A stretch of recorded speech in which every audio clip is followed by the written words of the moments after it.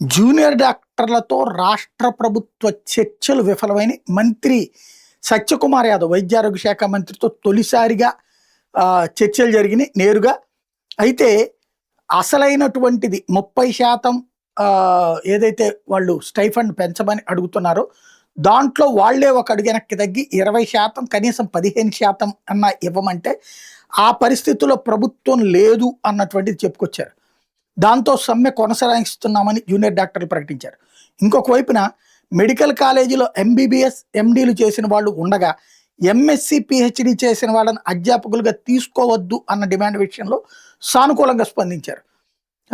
దాని మీద నిర్ణయం తీసుకుంటామని చెప్పారు. అలాగే రిటైర్మెంట్ వయసు 60 నుండి 65కు పెంచద్దు, 60కే క్లోజ్ చేయండి అన్నటువంటి డిమాండ్ మీద కూడా పరిశీలిస్తాం అంటూ మరో 2 రోజుల్లో ఇంకోసారి చర్చలకు పిలుస్తామని ప్రకటించడంతో చర్చలు విఫలమైనవి కానీ ఆశాజనకంగా ఉన్నాయి అన్నటువంటిది జూనియర్ డాక్టర్లు చెప్తున్నారు. సమ్మె మాత్రం కొనసాగిస్తున్నామని ప్రకటించారు.